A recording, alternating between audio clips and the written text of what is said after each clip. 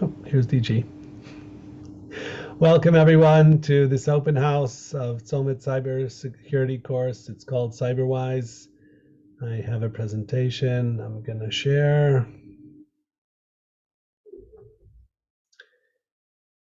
And let's see, okay.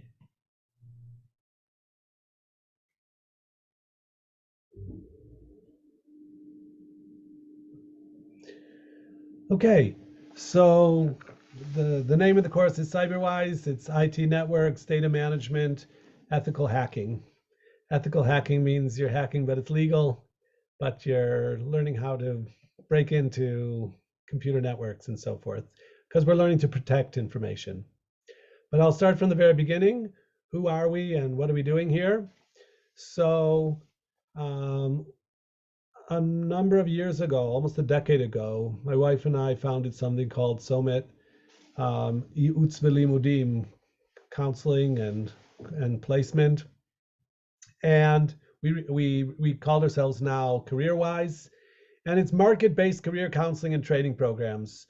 So we're trying to help people get a job, get trained to get a job. We have our hand on the pulse of the international marketplace, and we have really unique insight into understanding people and their personalities and helping them find a good fit for themselves and to get trained and get a job. So we've had actually thousands of clients over the years. Touro College uses our services to provide career counseling to their students in Israel.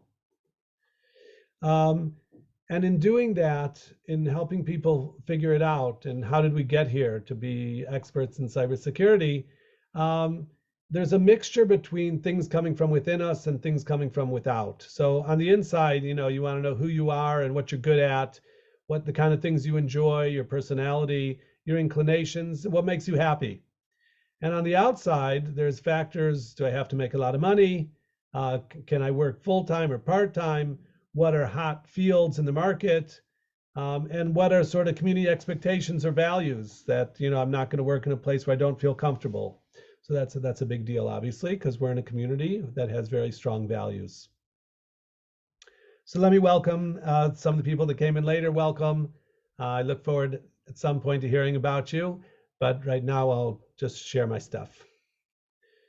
So what do? We do training and placement. And I worked in the field of cybersecurity. Today, we have a company that's providing cybersecurity services to companies in the US and in Israel. And our value proposition is that we have a really deep understanding of people and respect for people. We care about people. And we have valuable connections to industry. We have great teachers who are working in the field of cybersecurity. Some of our teachers are from Israel, the Israeli army, from Tzahal. There's certain units. There's something famous called 8200, Shmona Matayim. There's another unit called Unit 81. It's a top secret unit. Some of our teachers come from these units, and they taught people cyber there. And some of our teachers are graduates of our program. They're Haredim, and they today are working in the industry as penetration testers and so forth, and they're teaching our course. So the combination of our understanding and our caring for people and our connections to the industry and our excellent teachers is what is the value of the program. It might sound crazy, we're taking people who maybe have no background in computers, and some of them are young and some of them are old. We've had students actually in their 70s even, but we're taking people from zero who don't know much about it, and they're coming in with an ambition and desire to learn. They're sort of technical, meaning they want to get into technology. They enjoy sitting with the computer, and we can teach you what you need to know. There's a lot of outside study in the course, but we can walk with you. And over the year of the program, you can be prepared to be placed in the industry and get a really satisfying job. And ultimately, that will earn you nice money.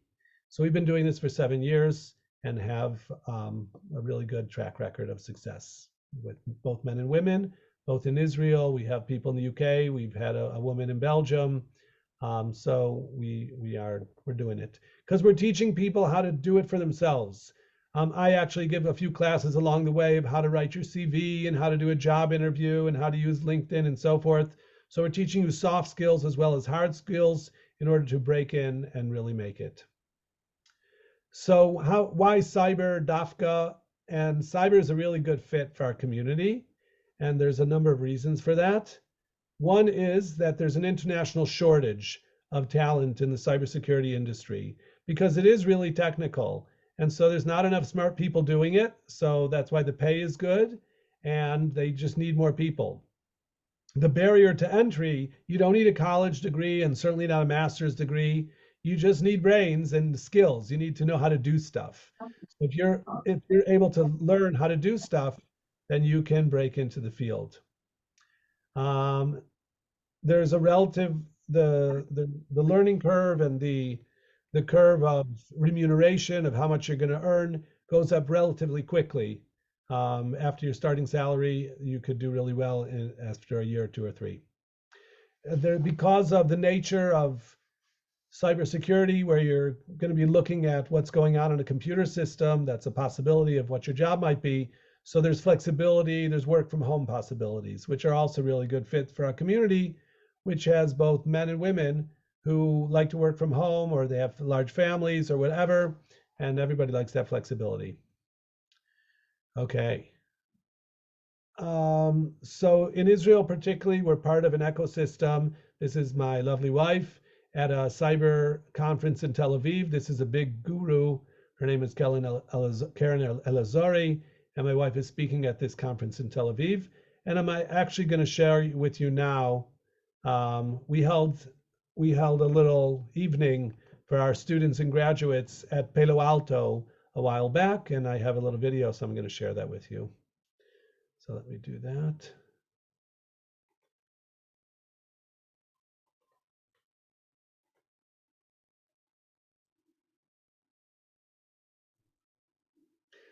Okay.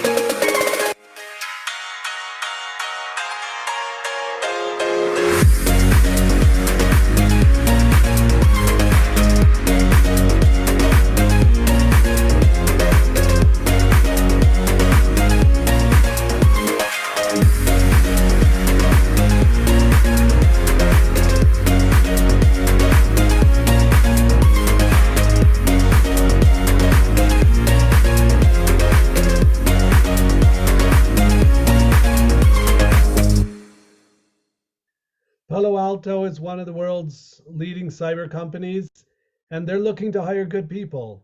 And so we have a relationship with them. Some of our graduates work for them, and they're looking to hire more good people. So they were happy to host us at that event in Tel Aviv. So that was a great experience for our students to go to Tel Aviv in a tall building and be in a really cool place. Okay, let me get back to my presentation.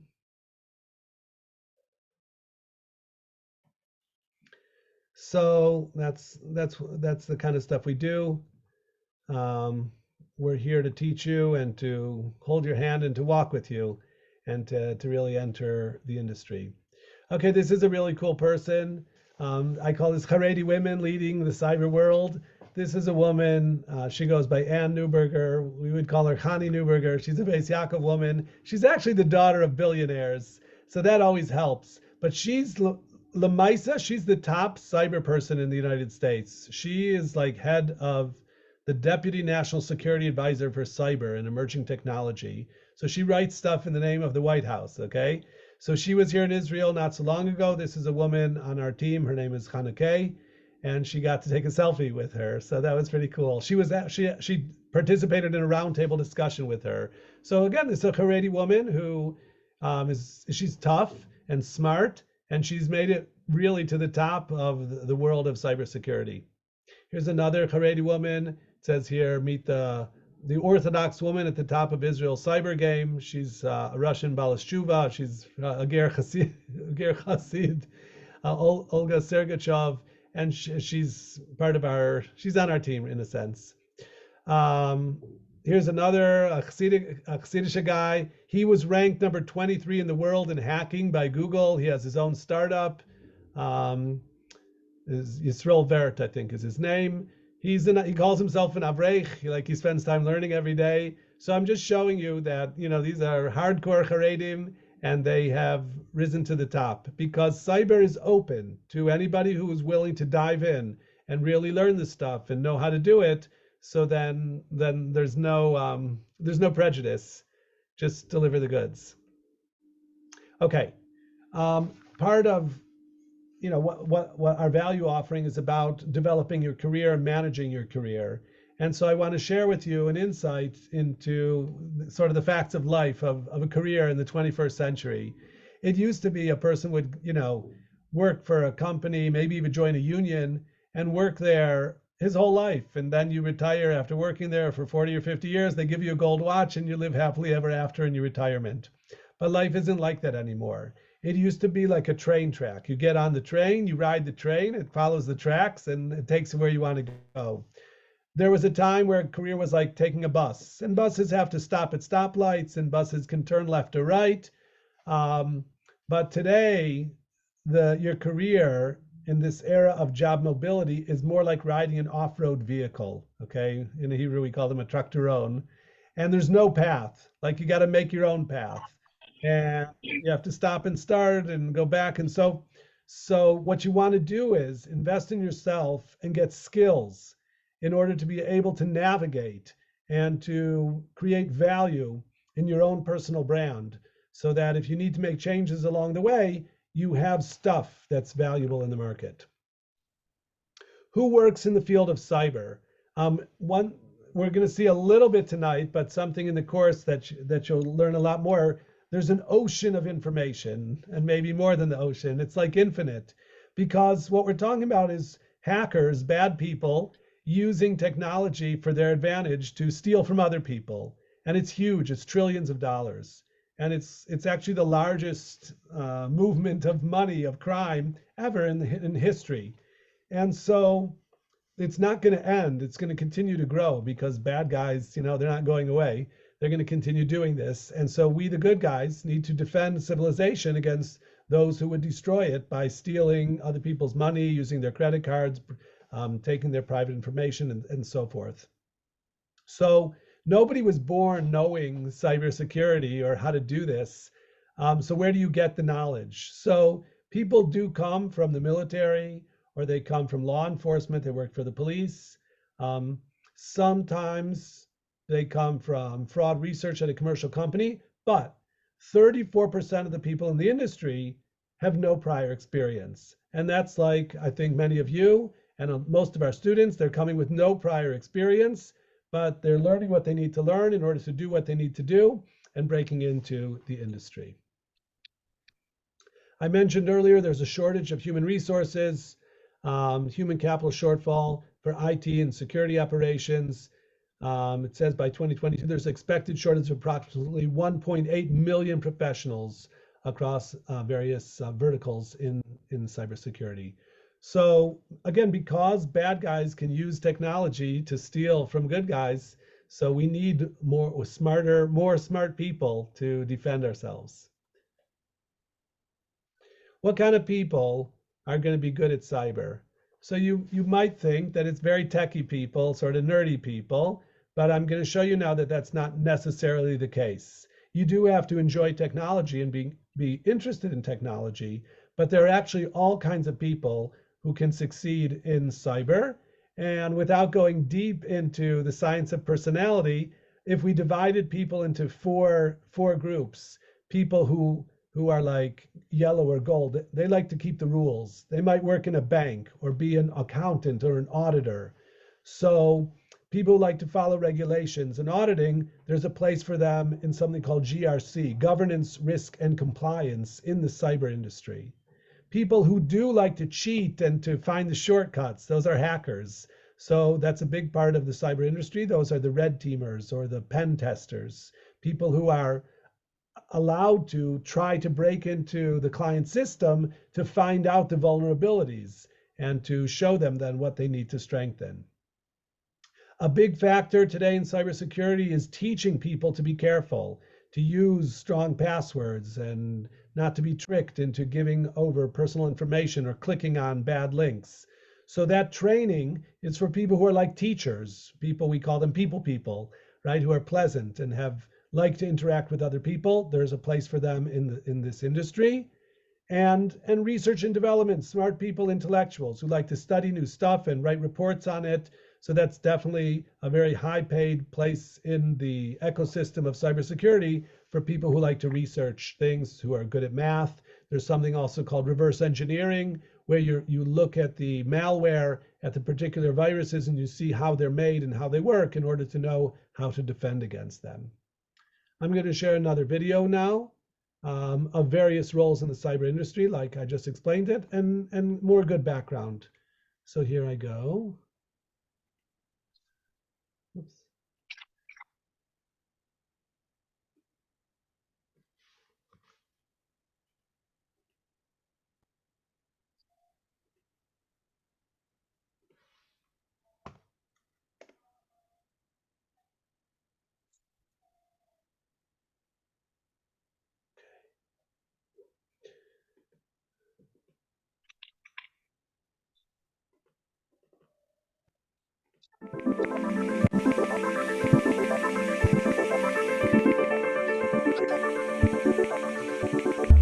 There's more advanced technology in your phone than it took to get America to the moon.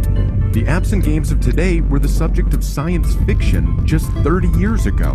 But with technology changing so fast, it can be hard to know what's going to happen next, or where the next threat is going to come from. As someone raised with advanced modern technology, you have experience that experts a few decades ago would never have imagined. And you're going to have opportunities to turn that experience into a profitable career. This presentation is a quick introduction to the growing field of cybersecurity and how to get started on the path to a cybersecurity job. Cybersecurity is usually defined as the use of techniques or skills to protect data, networks, and systems from attack. Everyone knows someone who's been hacked or has had their identity stolen, or even just lost control of their Facebook for a few hours. And there's always bigger attacks in the news. Data breaches at major companies means that millions of people can have their data stolen and sold on the black market. Hackers can use this data to make money, find more data to sell, or even ruin their victims' lives just for the fun of it. That's where cybersecurity comes in. Cybersecurity experts are the ones who are able to fight cyber criminals on their own turf, stopping them from accessing important information and keeping people safe. There's currently a cybersecurity skills shortage in the United States. There simply aren't enough people to fill all of the available jobs, and the problem keeps getting bigger. See, hackers don't have to be smart. The internet is full of tutorials about how to use pre-made scripts and attacks to wreck someone else's day. Most hackers don't know a lot about computers and don't take time for special training or study. They just grab that pre-made script and go cause a mess. That means there's millions of low-level hackers out there. Cybersecurity experts, on the other hand, are fewer but more valuable. They've taken the time to study a problem and know how to use their talents. That means cybersecurity experts can be harder to find, and they're desperately needed. Think of it this way. Even if an enemy hacker is only level 1, 50 enemies can still overrun a fortress. You need at least one level 50 cybersecurity expert to beat them all. Here are a few of the many kinds of jobs that you might see in the cybersecurity field. Graphic designer. Michelle is an artist. She works for a cybersecurity firm designing posters and creating eye-catching images to teach people about security. Social engineering trainer. Lee is an actor. He understands how to portray emotion and tell a convincing story, so he teaches other people how to tell when someone is lying or trying to scam them. Network security admin. Joe likes puzzles and problem solving. She's good at spotting when something doesn't fit a pattern. so she monitors the computer networks and is the first to see when a hacker is trying to break in. Social media consultant. Hendrik was on Tumblr before anyone else. He always knows what's trending before it even trends, and has seen all the scam emails and messages that get sent around. He works as a consultant, explaining the possible dangers of social media to people who don't know much about it. Ethical hacker. Adam used to want to be a hacker. Instead, he joined up with a security firm and became an ethical hacker, which lets him do the same thing legally. Adam's job is to play the role of cyber criminal, testing targeted systems and seeing if he can break into them. If you think cybersecurity sounds like a good fit for you, then great. You're in for a wild ride with a lot of challenges and opportunities. Here's a few things you can do to start preparing for a career in cybersecurity. Take courses online. There are a lot of online training programs like Coursera. Remember though that many programs are scams and don't offer real certifications, so always research the course and double check with your parents to be sure you're getting a real program. Practice, practice, practice. Play with code and talk to other people who are interested in computers and security. Find a mentor. Ask your teacher or a family member who knows about cybersecurity if they'll mentor you. See if you can arrange a visit to a local technology company and ask about what kind of attacks they have to deal with. You'll hear some good stories. Join a camp. Many organizations offer tech boot camps to teach you the basics of security, programming, and even ethical hacking. Participate in competitions. Challenges such as the Global Cyber Olympics will give you a chance to test your skills against other people of varying skill levels, and prizes include free courses, streaming video, and cash. This skills gap means that you have a very valuable opportunity. Chances are you've grown up with a PC, a smartphone, a tablet, or all three. If you're 18, you could have 12 years of experience using a computer, and that means you already know things that older generations have had to be trained on. And let's be honest, the money can be pretty good too. The one thing that most intimidates people about cybersecurity or any computer job is the idea that you need to know how to program a computer. While understanding and writing code can be very valuable skills, a lot of employers would prefer someone who's smart and willing to learn over someone who can do code and nothing else. Often, the answer is yes.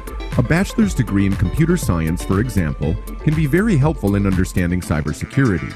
However, if you don't want to go to college, you can still learn a lot of things on your own that will make it easier to break into cybersecurity. Thanks to the internet, you have an incredible amount of information at your fingertips. Today, we went over the basics of cybersecurity and cybersecurity careers. We reviewed what cybersecurity is and why it's a growing industry, as well as a few of the jobs that are open for different skill sets. Finally, we went over what you can do to be a part of the cybersecurity field. Thanks for taking the time for our presentation. Okay, so they made nice cartoons, sharing a lot of the same messages that I would want to share. So that's why we watched it. If anybody has any questions along the way, feel free. Otherwise, I'm continuing now my presentation. Okay. Oops. So like they talked about diverse roles, look at this graphic of cybersecurity domains. Different things. Like if you learn accounting, you'll probably be working as an accountant. We know a lot about what you're going to be doing. There's less variety. But in the field of cyber, there's huge variety. There's totally different sections of the industry. So there's threat intelligence, studying the new attack threats and then sharing that information. There's user education, training. There's security operations, watching the screens and dealing with things as they come in. There's security architecture. There's career development, physical security, frameworks and standards. We're going to talk more about that, how companies need to comply to rules and regulations in the field of cyber. Risk assessment. It's also a big deal. Anytime one company wants to do business with another company, they need to check them out and make sure that they're secure. Otherwise, if they've been hacked, it's going to come onto my system. And this is governance, laws and regulations, and so forth. So there's a lot of different things going on within the cyber industry. But let's talk more specifically real pathways from CyberWord onward. What are our graduates doing when they finish the course?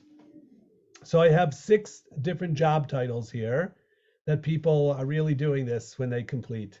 So the first is a SOC analyst, and it has nothing to do with these kind of SOCs. SOC stands for a Security Operations Center, and it's a room with lots of screens, and they're watching screens, and there's a tier 1 analyst, tier 2 analyst, tier 3 analyst as you grow in expertise. And there's a certain amount of excitement in that room because things are really happening in real time. Though obviously if nothing's happening, it could be boring also. But it's a great place to start because you see then how organizations are being attacked, and you learn about the various attacks and what to do about them. So that's a good place to break into the industry, is as a SOC analyst. Number 2, a cybersecurity researcher. You're doing research to see, how attacks are being conducted and what's called the threat landscape, and then you're sharing that information probably through writing about it, maybe talking with client companies. Some of our graduates work for cyber companies, and some work for they work for banks or for Deloitte, which is an accounting company, and so they're either serving the clients of that company, or they could be working for a company and defending that company itself. A GRC specialist is governance, risk, and compliance, and so that's more like a paperwork thing and making sure you know all the rules and helping your client company keep all the rules and do all the things they need to do. Number 4, incident response. When there is, a breach, they have succeeded into breaking into the system. Now what do we do?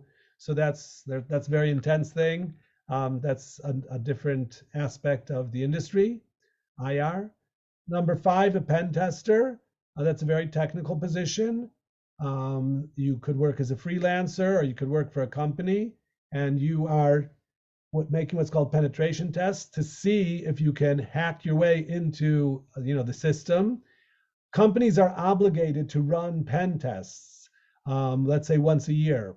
So a number of our students do work as pen testers, and they you use different tools and skills to try and hack your way in.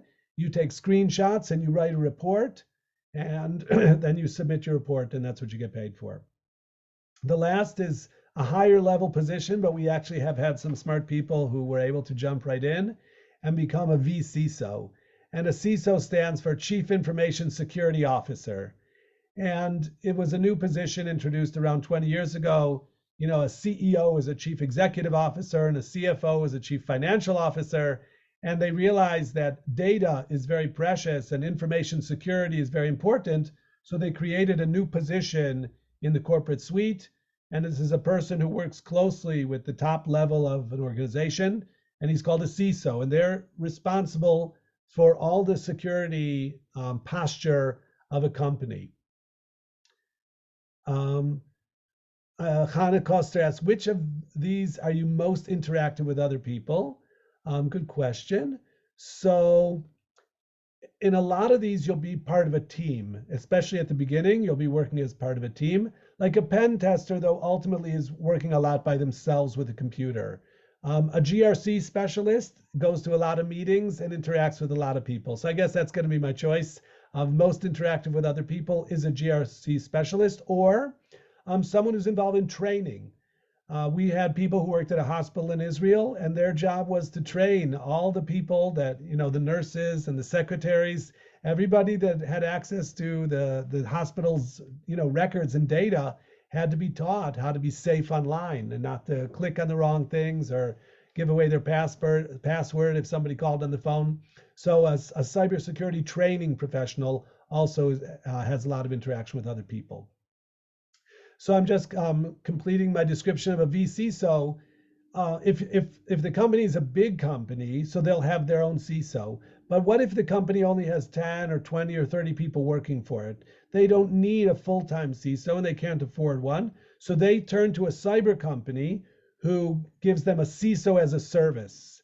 And the person who does that is someone who understands cybersecurity and information security, and they maybe have 5 or 6 clients, and they're responsible for these 5 or 6 clients to guide them and lead them in all their information security operations. So it's a position of great responsibility. And again, we do have a number of women mostly who are in that position and are acting as the vCISO for a number of leading Israeli companies. So that's an exciting position.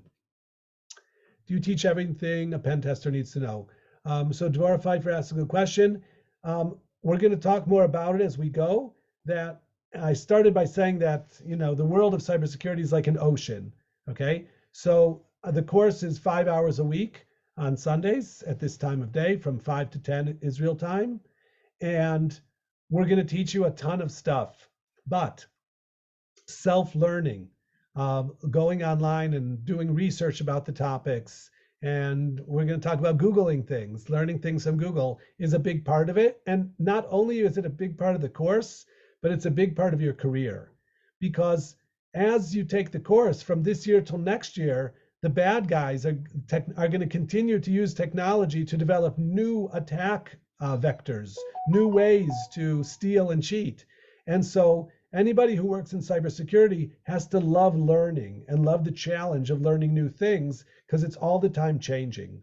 So yes, we're going to teach you the basic skills and the basic tools you need to be a pen tester. And we have people who, they finish the course and they start working as a junior pen tester. So yes, but research and learning on your own is going to be a big part of everything you do in this course. I want to talk about now other positions, other career paths that we are expanding into these, because our clientele are sometimes young women who aren't ready to work, or they don't want to work, or at this stage of their career outside of the frum community. And so they're going to work in a smaller company, a Hamish company. And so we wanted to give them a variety of skills in order to be able to help get them placed. So other things that our graduates could do upon completion of the course is to work as an IT specialist. In other words, cyber is a more advanced level than that. IT specialist, we've had a number of graduates who start in IT, and that's a really good way to learn networking, how companies interact with the internet, in order to then to learn how to secure that. So IT specialist is a good place. Amazon has something called AWS. I'm going to talk more about in the next slide. But being an Amazon cloud security specialist is a good way to be, because every little company today is doing their computing and their data storage in the cloud, right? Which is essentially in the internet. And so they need someone on their staff who understands how to keep that secure. We're going to give a course, an introductory class in Salesforce, which again is about data management and interacting with clients for marketing or whatever you're doing. And companies need that. And again, it's not exactly cybersecurity, but it's related. The same thing is true of Excel Power Queries, which has to do with taking data from one data format into another. A big thing right now happening in the world of cyber and in the world at large is AI, which is artificial intelligence. And AI is really important in cyber, because getting the computer to try to hack into another computer and to test passwords and so forth is very important. So a person could become a certain, a degree of expertise in AI and work as an AI integrator. And a data system manager is the same idea of helping a company, whatever they're doing, to manage their data in an effective way. So these are other career paths. A case study in AWS career path. Amazon has developed their own certification. We're going to talk more about certifications as we go. Certifications are very important. You will get a certification from CyberWise when you complete the course. I'll talk about exactly what you need. But we're a small boutique cyber course. We're not internationally recognized per se. But the way that cybersecurity professionals gain credibility is by acquiring credentials of taking standardized tests. there's a few different companies that offer these standardized tests. Some of them are multiple choice tests, and some of them are actual hacking tests where you're really doing hacking. And we'll guide you in that certification process throughout the course. So Amazon offers its own certification, and it's something that we will help train you for. They talk here about strategic security, identifying, understanding and managing risk, and preventing it, detecting it, responding it, and remediating. So again, this is a possible career path where any company that is using Amazon's cloud needs somebody who understands this stuff. Another is as an AI integrator. And this was research I actually did today about professional AI skills in demand for this year and beyond. If you're interested in AI, you should have some knowledge and experience in a programming language, such as Python. Python, we have 3 classes on Python to get you started in writing scripts, to get the computer to do things that you want it to do. But other top 5 skills required for AA jobs: communication skills, knowledge and experience with Python, digital marketing, goals and strategies, collaborating effectively with others, analytical skills. So these are sort of generic skills. Some of these you may have already. You may be a good talker. You may be good at working with others. You maybe have a good head, and you have, a Gemara cup. You have a good head for thinking and analyzing. Other additional skills for AI professionals: problem solving, industry knowledge management, leadership skills, machine learning. So the course isn't focused on AI because AI is something that for a lot of the good jobs in AI, you'd need a bachelor's or master's degree. And part of the way we chose to be in cyber is because you don't need a college degree. If anybody has one, it's a nice thing to have.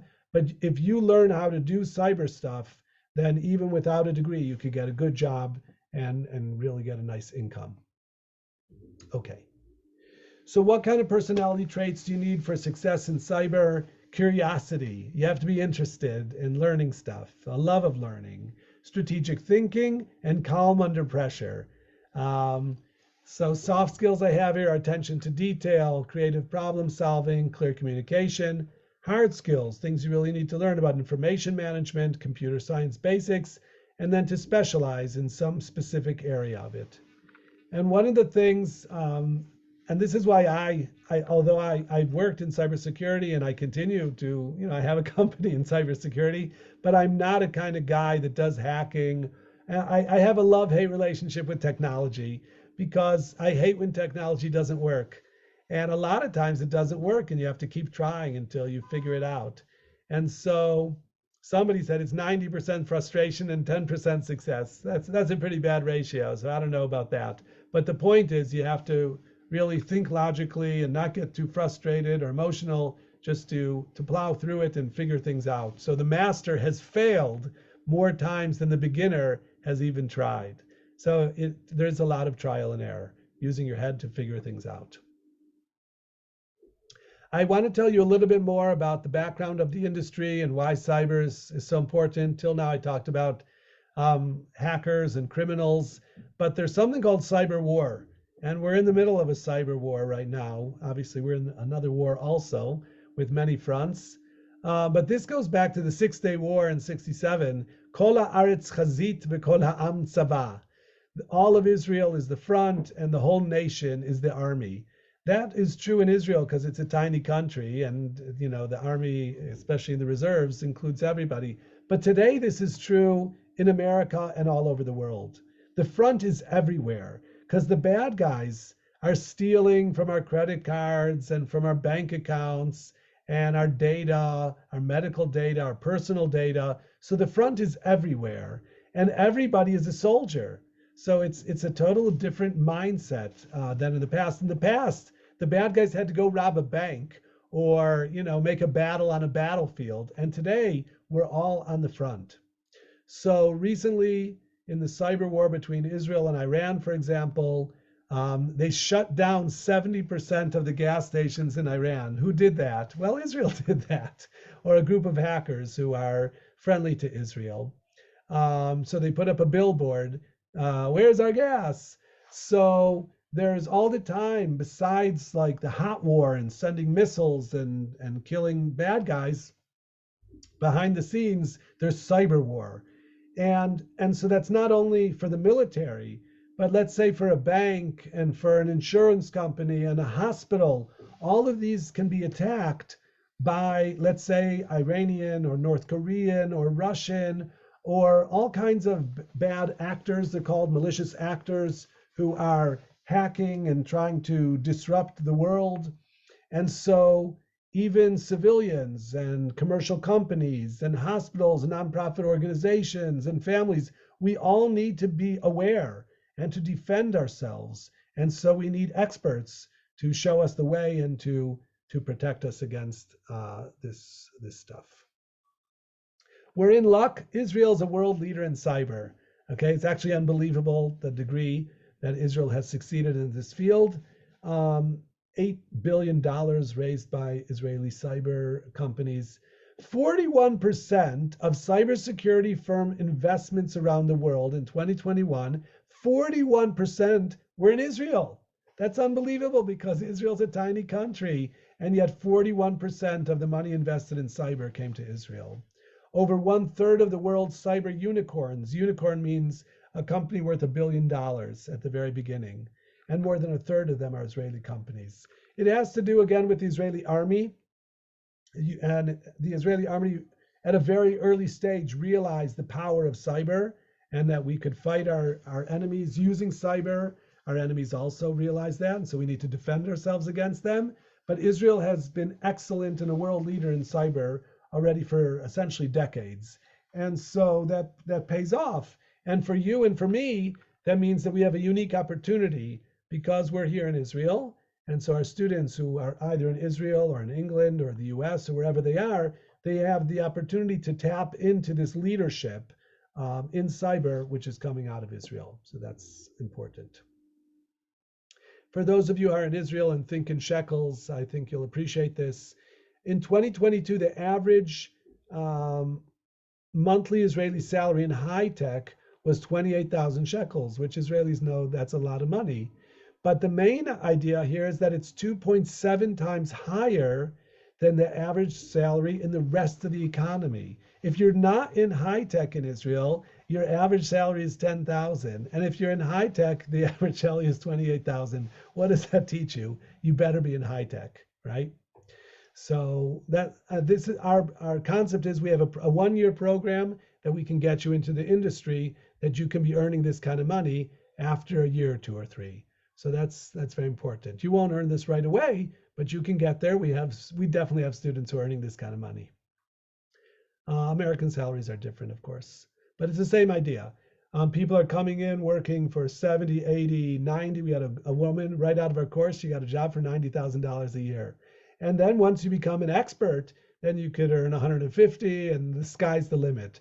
Knowledge is power. Once you know how to do stuff and companies need you, so then you can sell your skills at a very high rate. There's many different types of cyber attacks. And in this course, you'll learn all about them. You'll learn how to do them, okay? How to actually do the attack. So DDoS is a really important one where they basically overload the system. And so they can bring any website down. They've done this to Sony and, even giant companies that have tremendous computers and bandwidth, but the hackers know how to overload them and take them down. SQLI is a database injection, defacement, and all sorts of things. There's a great variety of different what are called attack trajectories, and you learn how to do them and how to defend against them. The cybersecurity market, the companies that need to hire cybersecurity professionals or companies that provide cybersecurity services are everyone. First of all, so they don't get, nobody steals their lunch. But even if you said, okay, I'll take the risk. I don't want to deal with it. If I get hacked, I'll deal with it then. But you can't do that basically because there are regulations and there are rules and standards that are required. So if you have a website and you want to charge credit card payments on your website, you have to be compliant to what's called PCI DSS. And if you have medical information, you're a nursing home, and you have people's, what prescriptions they're taking and so forth. So there's a U.S. law called HIPAA that you have to comply with the HIPAA laws, and HIPAA laws include cybersecurity. The GDPR is data privacy. SOX is for publicly traded companies. SOC 2 is a compliance. In Israel, there's something called Chok Haganat HaPratiyut, and ISO 27000 is an international standard. So companies need to they need to hire a professional who can lead them in their compliance efforts in order to keep all the rules. And a lot of times those are women. It's like a job that's good for a woman who likes to keep score and keep track of things and follow the rules and teach other people what they need to do and guide them in this process. And so the whole market of cybersecurity, besides defending against crime, is also enabling businesses to keep practicing their business in a legal fashion of complying with the relative regulations and standards. Okay, so I talked about the industry, I talked about the people. I talked about some of the jobs you might expect. Let's talk about the details of the course.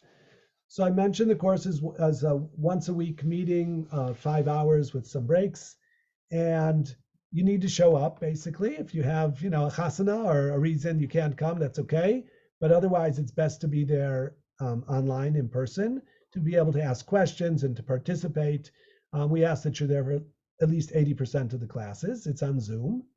There's a Slack channel, and Slack is where people collaborate. You find something interesting, you share it with other people in your class. You have a question, how do you do this? You put it in the Slack channel, and other students can help you figure it out. You Google things, you learn things, and you share them. Oh, Google Classroom. The Google Classroom is where the assignments are given, and you turn in your test and so forth, and the instructor is there to grade your stuff. So homework and outside research is a big part of the course. You can't learn this just by showing up in class 5 hours a week. You have to invest approximately another 5 or 10 hours. So you should be putting in either an hour or two a day, or on certain days of the week or on the weekends, whatever. You need to put in time to do the assignments and to learn more and more. The more you learn, the more valuable you'll be. There are a few tests. I'll be happy to send people the academic calendar, the syllabus, which shows when the test will be, more or less. And there's some research projects where you do research and then you report on it. It's like a technical project. You do a Python project where you actually do some programming to get the computer to do something. At the end of the course, we'll help you get placed in an internship, or possibly to skip that and just get your first job. That's not easy, but it's a challenge, but we can definitely be of help to you. And I'll talk more about mentors and people guiding you. That's the basic structure of the course. I mentioned earlier about certification and credentials. I can't overemphasize that how can an employer know what you know? So one of the ways is at an interview, they could say, okay, do this, put your fingers on the keyboard and try to hack into this or something like that. That is a way, and that may happen. But another way for job candidates to show their potential employer what they know is by having these credentials, by having certifications. And so this is a particular company called CompTIA, and they have a bunch of different certifications. The very first one is called A+, and it's just like teaching you how a computer works. And I don't really say you need to get your A+, because it doesn't give a lot of value. A second one is about networking, which explains how the internet works and how networks work, and that does have value. The most of what we learn in the curriculum in the course is contained in the Security Plus. And so a lot of our students, either during the course or at the end of the course or sometime thereafter, they take the Security Plus certification test, and then they have that, and they put that on their CV and on their LinkedIn, and that shows people that they're at a basic level of really knowing cybersecurity because they passed the Security Plus test. There's more advanced tests, as you see, it goes along to become a pen tester, and then more and more stuff.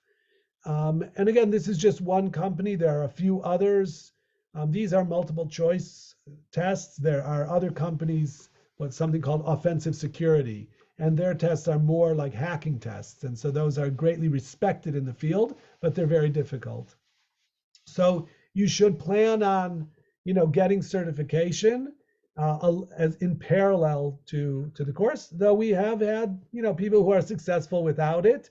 A lot of times they get their first job or internship, and then the employer says, well, I'll pay for you. It's not very expensive. It's, let's say, $300 to take the test or something, but the employer maybe will pay for it because they want their professionals and their employees to have these certifications. And it's something that even people who are working in the industry 5 and 10 and longer, many years, they continue to get certifications to show other people what they know and to continue to learn more and more, because ongoing learning is a real key to success in this industry, because technology is constantly changing. There's new stuff and there's new ways to use the stuff to cheat and steal. And so the good guys have to learn the ways that the bad guys are abusing the technology in order to defend us. We have a great program called CyberStars, where we invite into the classroom graduates or people from the industry who can act as your mentor. They can guide you, what are the best certifications to get, or how should you study this, or anything that you might want to know. I mean, I'll be there, of course, but and there's a teacher. I don't teach the course. I told you already, I'm not so technical. We have a technical teacher. His name is Arne Liebert, and he's a top-level pen tester. He taught the course this past year, and tonight is their last class, and he will be teaching the next cohort as it begins in February. So we invite former students and experts to come into the classroom to help guide you. So it's very valuable to build up a network of people who can help you get your first job and can show you the ropes. So that's important. Okay. I've concluded my presentation, and I'll be happy to take any questions at this time. If there are no questions, I would like to ask, just to make sure that I know who's here. Most of the people, their name is on their account, but